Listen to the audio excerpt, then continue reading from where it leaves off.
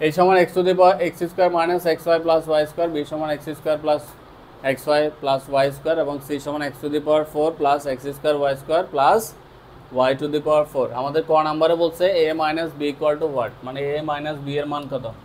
তাহলে দেখো a সমান কি দেওয়া আছে, a সমান দেওয়া আছে x square minus xy plus কি y স্কয়ার। b সমান কি দেওয়া আছে, ক b সমান কি দেওয়া আছে, ছেলেমেয়েগুলো কথা বলে না, তো রেসপন্স করো একটু।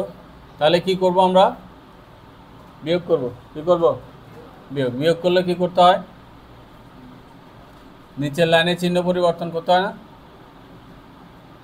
প্লাস থাকলে মাইনাস, প্লাস মাইনাস থাকলে প্লাস থাকবে। তাহলে a মাইনাস বি, সুতরাং a মাইনাস কি, a মাইনাস কি b সমান, দেখো এক্স স্কোয়ার এটা প্লাসের এটা মাইনাসের, এটা প্লাসের এটা মাইনাসের, কিছু থাকবে না। এই দেখো এক্স ওয়াই, এইখানে দেখো এক্স ওয়াই এটা হচ্ছে মাইনাসের, এটাও কিসের মাইনাসের, চিহ্ন পরিবর্তন করার পরে। তাহলে এক্স ওয়াই যোগ করলে কি হবে, 2xy, কি হবে 2xy। এটা দেখো এটা প্লাসের এটা কিসের মাইনাসের, তাহলে এটা রেজাল্ট হচ্ছে এটা, ইজি।